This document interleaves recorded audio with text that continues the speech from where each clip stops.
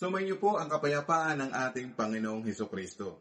Alam niyo po, maraming mga tanong na dapat sagutin. At marami pang mga tanong na hindi pa nasasagot. Kaya dapat sagutin ang bawat tanong. At narito po yung katanungan na pwede nating bigyan po ng paglilinaw sa mga tanong po ninyo. Basahin natin. Sinasabi niya, sa Biblia, maraming ibanghelyo. Alin ang para sa hintil? Yan ang tanong.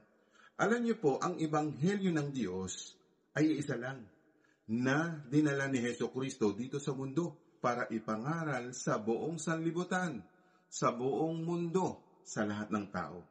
Para masagot po natin, basahin po natin sa mga sulat ni Apostol Pablo ang itinuturo ng ating Panginoong Hesukristo na iisa lang yung ebanghelyo, hindi po madami.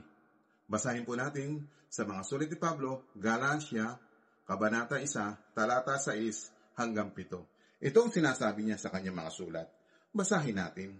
Ako'y namangha na napakabilis ninyong iniwan siya na tumawag sa inyo sa biyaya ni Kristo at bumaling kayo sa ibang ebanghelyo. Hindi sa may ibang ebanghelyo, kundi mayroong ilan na nanggugulo sa inyo at nagnanais na baluktutin ang ebanghelyo ni Kristo. Yan po ang katotohanan. Marami talaga nagtuturo na ibang ebanghelyo.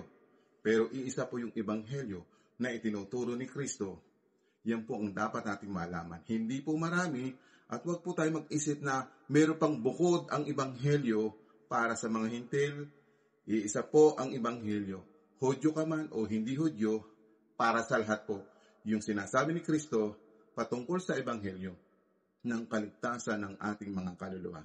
Yun po ang kasagutan natin sa tanong ninyo. Salamat po, pagpalain po kayo ngayong araw na ito. Amen.